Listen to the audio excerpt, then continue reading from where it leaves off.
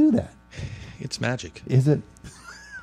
Magical Representative Dave Reed is with us here this morning. Good morning. Good morning, Todd. It is. It must be so strange for you right now in your life with your career, your time in the House of Representatives coming to a close very soon, and yet you've still got things to do. Yeah, it is a little bit odd just because, I've been doing this job since I was 24 years old. And, it's an election season and I'm not out there knocking on doors, not out there raising money. And, from the last 4 years perspective, we have a state budget that's done, balanced in the books. So it's kind of, I almost feel like I'm a senior in high school where you're about to graduate, but you've got to make sure to get to graduation before you move on to the next phase of your life. So, there's a couple things I've wanted to finish up. Two of them are complete now. The funding for the Alice Paul House with the new building project there, the funding for the ICTC and the Westmoreland County Community College relocation to the ICTC campus. Finally got the demolition started for the Yellow Creek Beach project. So 2 out of the 3 are complete. We got 1 more to go here, hopefully within the next couple weeks, and then sprint to the finish. All right, well, let's talk about each of those. First of all, let's start with Alice Paul House. How important that facility is for this entire region? It's a very important facility. It's sad that it's needed for victims of domestic violence. But, oftentimes people will talk about building renovation projects or new building construction projects, and they'll talk about, well, the roof is falling in, we need to do a new project. Well, at the Alice Paul House, the roof literally is caved in. I mean, it's sitting on the floor in portions of that facility. So a testament to their staff and their board to raise a significant portion of the money locally for the project, and then being able to leverage some tax credit dollars out of the Pittsburgh area, and then coupling that with the RCAP funding from the state.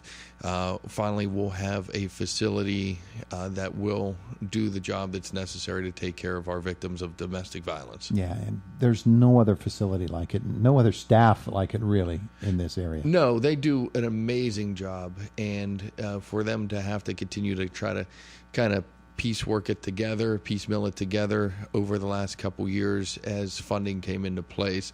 It's a yeoman's effort what they've done so far. So just very excited to be able to begin that project, to move them into a facility that they'll actually be able to focus on their job as opposed to just maintaining the facility itself. Speaking of tremendous efforts, ICTC, WCCC, that whole project came together. I know it didn't come together quick. The announcement came out of the blue, but it took a lot of work and a lot of years to get that done, and it includes the revival of the Challenger Learning Center in a brand new form. Talk about that if you would. It does. And when you look at one of the challenges facing Western Pennsylvania over the next decade, it's without a doubt workforce development. We've got about 100,000 projected openings in skilled labor positions over the next decade. We have a workforce that is not necessarily, trained to meet those needs over the next decade. So this project just makes sense from a host of different perspectives. Number one, it makes sense combining efforts so that you can, drop down some of the overhead of operating some of these facilities when you put them at one particular facility and location together. And number two, with the type of folks being trained at ICTC and Westmoreland County Community College, and then hopefully through the STEM program with the Challenger program, you're really looking at training a 21st century workforce for not just Western Pennsylvania, but the state as a whole. And with this particular project, and I'm hopeful you'll see the state system of higher education and schools like IUP move in this direction as well, where we are going really at a continual effort to look at the individual's needs with education and placing them into the workforce, where maybe somebody starts at ICTC, they go to Westmoreland County Community College, get their associate's degree, maybe get a job, then go part-time at IUP and get their bachelor's degree or their master's degree, where we really streamline our educational process, because we've had great facilities in this state for a number of years, but the coordination of efforts has not been what it needs to be. And when you don't have that coordination, you often have duplicative nature of some of the expenditures on education that can really jack up the cost. So hopefully this will help streamline it, bring down the cost overall for the individual, and really get folks prepared for the jobs that are going to be out there. And it's very important to get a lot of people trained and into the workforce, and at the same time enable them to get their education furthered as far as they would like for it to go. Well, absolutely. And, we've got some great examples already here with ICTC, with Westmoreland County Community College and IUP partnering. Particularly, I always like to use the example of the nursing program, where, you get your first nursing certificate at ICTC, you get a job, you go to Westmoreland County Community College, move the next step up, and then oftentimes folks find themselves at IUP for their bachelor's degree or master's degree. And, sometimes those folks come back and teach at those various institutions as well. So, it's more of a lifelong learning process other than just that traditional 4-year pattern right after high school, get your degree, and then hope a job exists out there. So I think this pattern will work a little bit more of a combined effort to gear folks towards an education for jobs that are existing in the workplace, and then helping them to enhance their education after they begin their work in the workplace. When it first opened, Yellow Creek State Park was an amazing place that was jam-packed with people all the time. That beach area, you could not move because everybody enjoyed it so much. Facilities were great, and the procedures by which the park was operating was fantastic. There were lifeguards and everything like that. It was just very, very well done and well run. Over the years, things happen.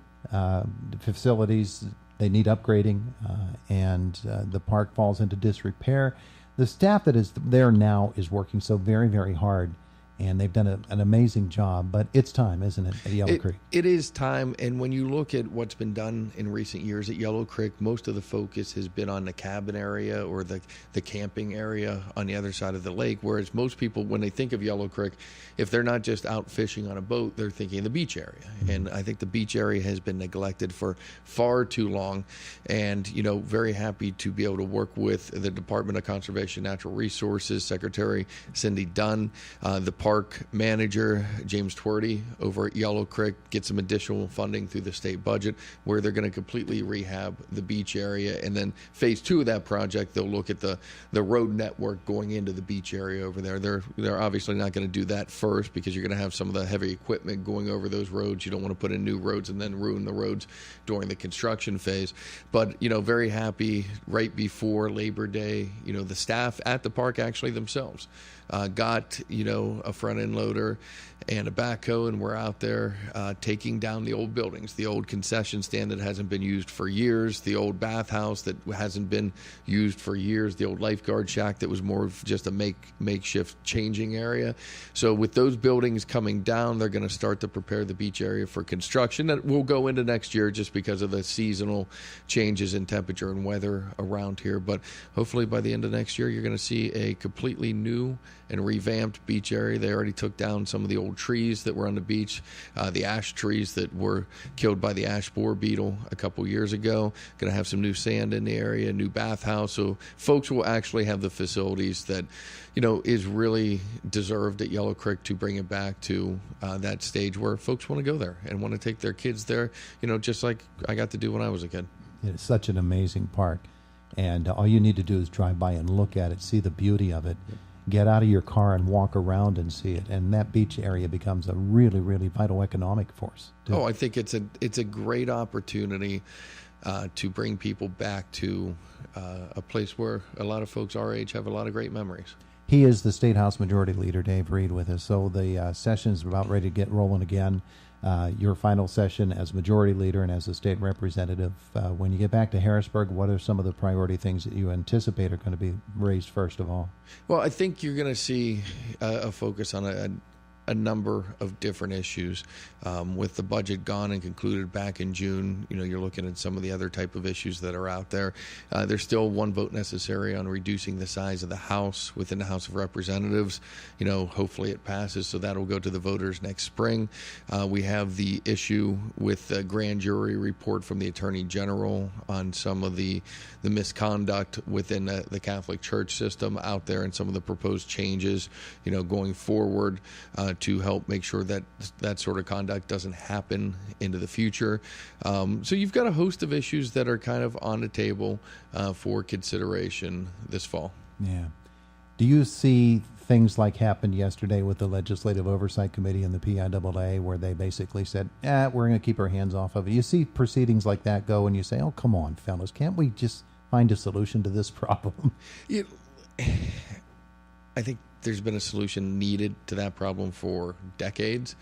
I don't necessarily know that it should come to a legislative solution. I think common sense should prevail, but sometimes you have to go through the legislative process to get common sense to prevail.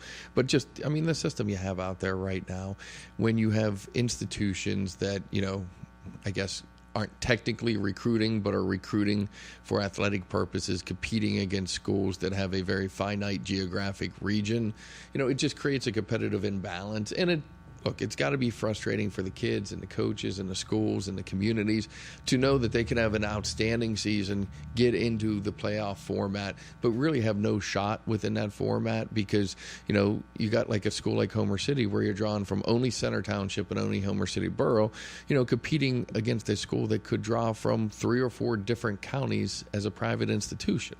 If they want to draw from 3 or 4 different counties, that's fine. That should count towards their population base. Exactly. They should be moved up in class to account for that. I just think that basic fairness, it really tilts the outcome of the playoff process before you even get there. And it's frustrating to watch as a spectator and as a community member. Now, every once in a while, a school's able to overcome it. Homer City did last year with the football playoff format. They at the end of the day, they ran into Jeanette, but Jeanette was, same recruiting process as Homer Center in that regard, maybe a little bit bigger, but, you didn't have that, multi-county recruiting area to be able to bring students in, obviously not for athletic purposes. I'm sure nobody does that. That never happens. That didn't happen in Philadelphia this year. I'm sure never.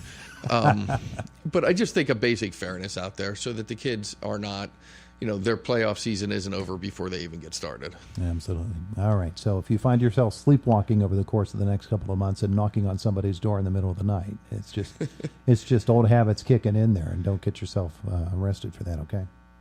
I'll do my best. He's the State House Majority Leader, Dave Reed. Thanks again.